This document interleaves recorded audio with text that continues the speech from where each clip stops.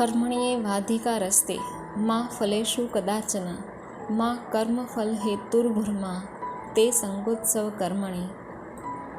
अलग अलग समय पर अलग अलग लोगों ने इसकी परिभाषा की, जैसे कि तू कर्म कर पर फल की आशा मत कर, तथा कर्म और फल दोनों के हेतु से असंग हो जा।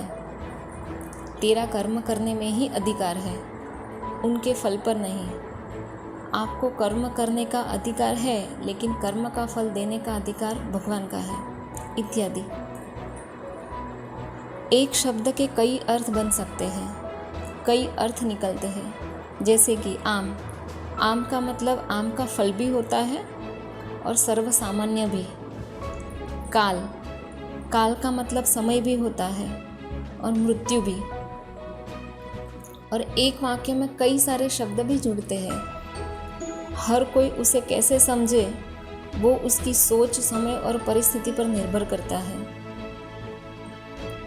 यहाँ इस श्लोक में भी बस वही बात माँ फलेषु कदाचन को लेकर हो गई। मेरी दृष्टि में यहाँ फल के बारे में चिंतित ना होने की बात बताई है, ना कि फल की आशा ही मत करो। बिना फल या लक्ष्य कोई कार्य कैसे कर सकता है? मंजिल का पता हुए बिना आप अपनी गाड़ी कहाँ और कितनी देर तक चला सकते हैं? भगवान का भी अवतार लेने के लिए लक्ष्य तय है कि जब जब धर्म की हानि होगी तब तब उस धर्म के पक्ष में, उसके उद्धार के लिए वो अवतार लेंगे।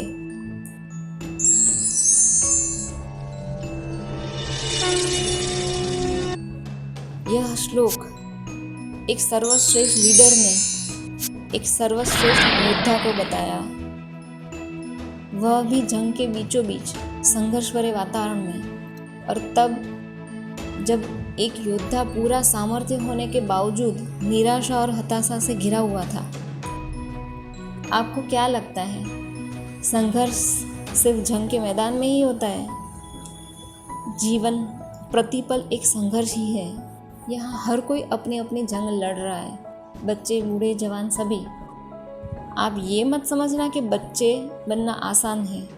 असल में वही सबसे बड़ा संघर्षपूर्ण समय होता है, क्योंकि बच्चों को कभी कभी यह भी नहीं पता होता कि उन्हें क्या चाहिए। अगर क्या चाहिए वो पता लग भी जाए तो उसे शब्दों में किसी को बता नहीं सकते।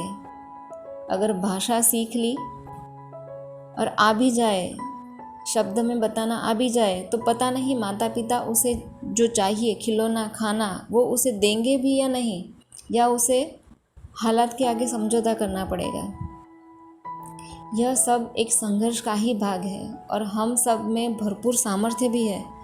फिर भी कई बार हम हताश और निराश हो जाते हैं।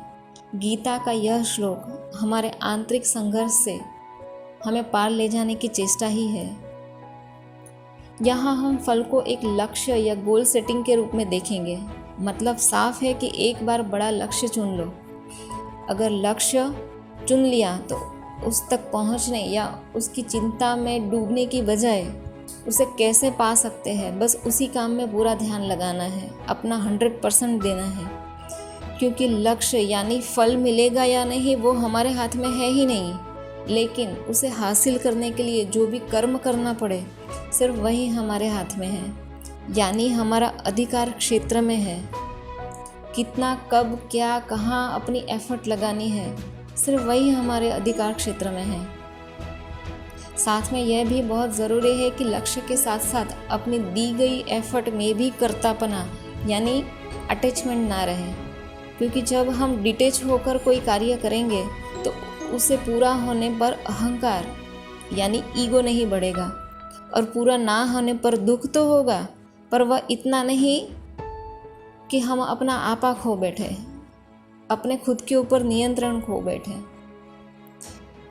चलो इसे एक गेम की भाषा में समझते हैं।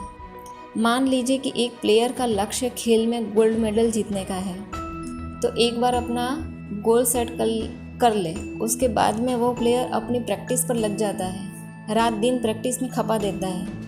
जब मैच शुरू होता है तब भी वो दिलो जान से अपने एफर्ट लगाता है। हार जीत की चिंता किए बिना वो गेम में अपना बेस्ट परफॉर्मेंस देने की कोशिश करता है। सचिन तेंदुलकर ने भी अपने एक इंटरव्यू में कहा था, जब वह बार बार स्कोर बोर्ड देखता है तो वह प्रेशर में आ जाता है और परफॉर्मेंस ठीक से नहीं दे पाता। तो परफॉर्मेंस को ठीक करने के लिए वो स्कोर बोर्ड की तरफ देखना बंद कर देता है, मतलब अपना 100% वो अपने कर्म में लगाता है, क्योंकि फल की चिंता छोड़ अपने कर्म पर यानी गेम पर ध्यान डालना ही उसके हाथ में है। कभी कभी जीत प्लेयर के हाथ लग जाती है तो उसे अपने पर नहीं बल्कि अपनी एफर्ट, वो समय पर नाज होता है जो समय वो चिंता छोड़ अपने परफॉर्मेंस पे दे पाए। लेकिन कभी कभी एंड मौके पर हार का सामना भी करना पड़ता है।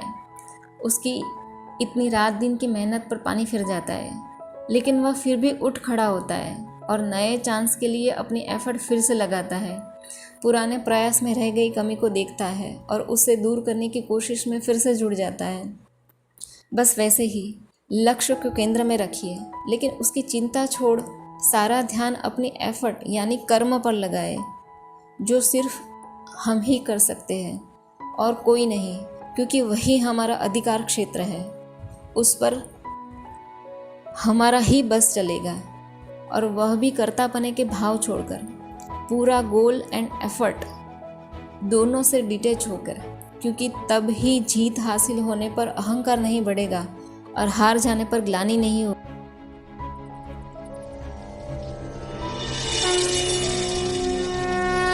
कर्मण्येवाधिकारस्ते मा फलेषु कदाचन मा कर्मफलहेतुर्भुः मा ते संगोत्स्वकर्मणि।